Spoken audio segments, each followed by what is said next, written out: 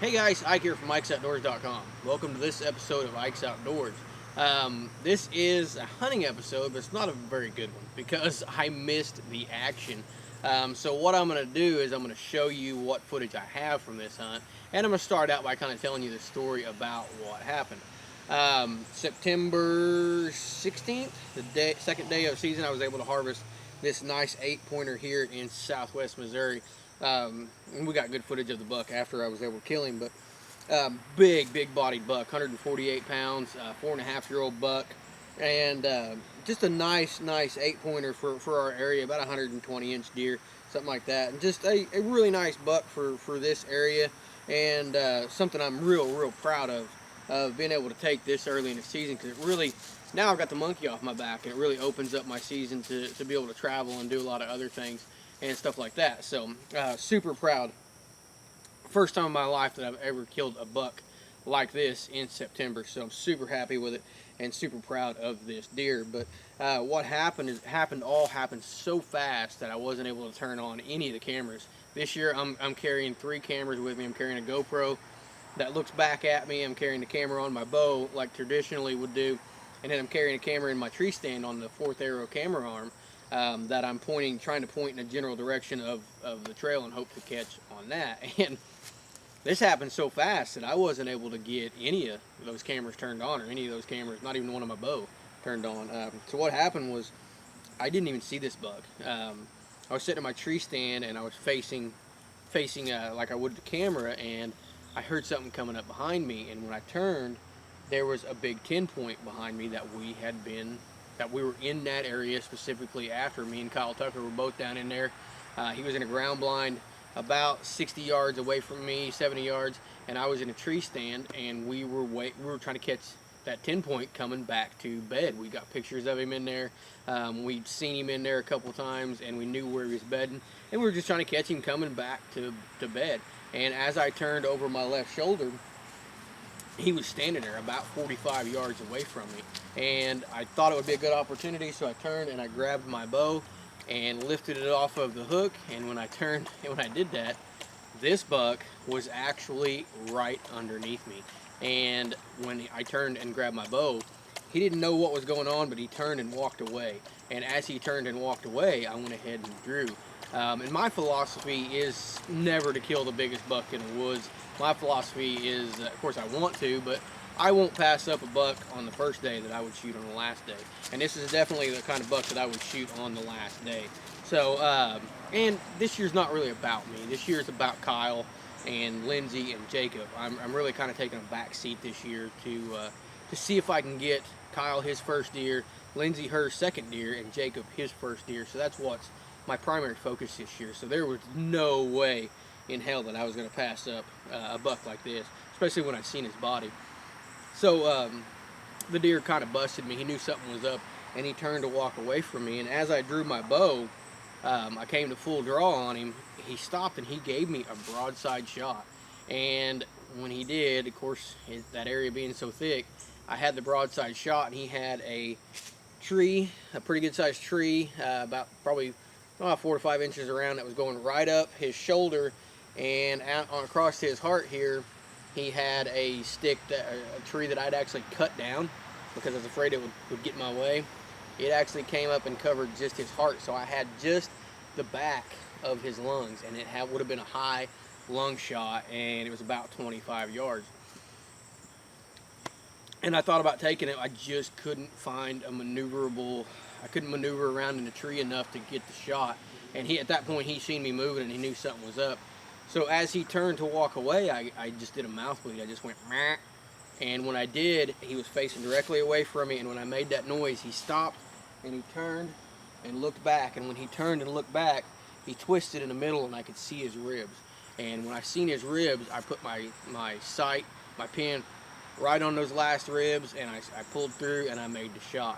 What happened was, you guys have seen the pictures on Facebook. You'll know where the arrow went on Facebook. I actually hit him in the hip, and the margin of error there was not much from hitting him in the hip to hitting him in the back rib. I mean, we're talking from here to here on a deer that's angling to me, so it wasn't off by much, but I hit him in the hip, and when I hit him in the hip, the arrow went all the way through and hit him right in the heart.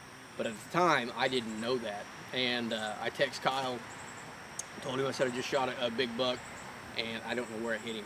So I gave him about 15-20 minutes and got my gear down, and went ahead and got down from the tree stand because I wanted to go over and see the spot where I shot him to see if the blood looked like lung blood or if it looked like liver blood or gut blood, you know, what it really looked like. Because as soon as he turned and ran away, I lost sight of him. In that thick brush, I lost him immediately. But I seen a buck bouncing away from me, and I thought, I didn't know if it was him or the other buck. So as soon as I got down from the tree stand, I hit the ground, and as soon as I looked up the trail to try to see where I'd shot him, I saw his white belly. He had went about 25 to 30 yards from where I shot him. It's about a 30-yard shot that I put on him, so he was about 60 yards from my tree stand, laying there dead. And I could not have been happier. I was tickled pink to be able to harvest a deer like this. And like I said, the video that you're getting ready to see is not, there's no action in this. It's just my celebration after shooting him, and then of course the recovery on there, which was pretty short. Just kind of give you a better look at this deer as a whole, because he was a good buck. He was a really nice bodied buck, big bodied buck for this area, the heaviest deer that I have ever shot, and the biggest 8-point that I've ever shot. So now I've got what I would classify as a trophy. I've got a trophy 8-point, 9-point, 10-point, 11-point, and 12-point. So that's cool to me to be able to kind of hit that hat trick like that and get the 8 through the 12. So it's really cool for me, and to be able to kill one in September, a buck of this class, was really cool too. And to go in there and go after a specific buck, to make a plan and watch it turn out and be able to harvest one of the deer that's on your hit list is a big thing to me. And now we've got that 10-point running around out there. We've got several other pretty good sized bucks that are this caliber or better. This is probably the smallest buck that was on our hit list. It just makes it that much better for me, because now I get to sit and watch and hopefully film Kyle and Lindsay and Jacob try to chase those deer, and to be able to put their tags on those deer and kind of coach them along the way, and show them the mistakes that I've made in the past and the things that have worked for me in the past. So it's a really cool thing for me. So I'm going to quit rambling now and just kind of get to the footage here and let you guys watch the reaction and the recovery. Hey guys, well, it's day 2 of the Missouri season, September 16th, and the weather's not being kind to us at all. It's about 75 degrees already this morning and going to get hot. It's supposed to be a cool front moving through, and it's supposed to rain this morning, so that did not happen. The chances now are 0% for rain. And if you can't tell, my glasses are fogging up. The humidity is high, and the temperature's gonna get real high today. It's gonna be sticky. It's gonna be nasty. Full moon. Everything's working against us this morning. But we're down here hunting over a water source. We got a water source. Kyle's actually hunting closest to it, but we got a water source a little to the northeast of me, where Kyle's at. So we're hoping that they're going to come in, hit that water, and then head to bed, which I've got a bedding area behind me, and then there's a bedding area to the north of me. So if they head for that water, or if they're in the bed right now with the full moon, and they head to that water later, we'll hopefully catch them headed to the water. But I'm in a two-stand set that we set up for filming, and I got in the ladder stand thinking that it would be the better stand of the two, to be able to see where the deer are coming from. But I got up here and scanned around my light, and man, I just don't see any shooting lanes. So I may end up shimmying up to the pinup stand that's above me and over my right shoulder, if I can't get a better shooting lane. I don't really want to do that, but if the sun comes up and there's no shooting lanes, I'm gonna have to get up in that pinup up there. And I hate to do that during daylight, but if I don't have a shooting lane, I got nothing else to do. So I guess hopefully the deer will come to water today. And I tell you what, about 9:30, I'm gonna be getting out of here. It is sticky hot, and it's gonna be getting hotter.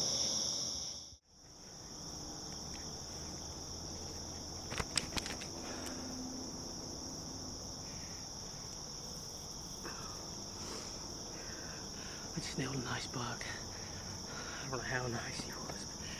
Nice buck. A nice buck. A nice buck. Second day of season. I nailed a nice buck. He's quartering away from me. I think I hit him good. It happens so fast. Man, I don't know. They came up on me and I didn't even see him. And I stood up. They seen me. I turned. I didn't have time to turn the camera on or nothing. He turned and there was one stick in the way covering his vitals.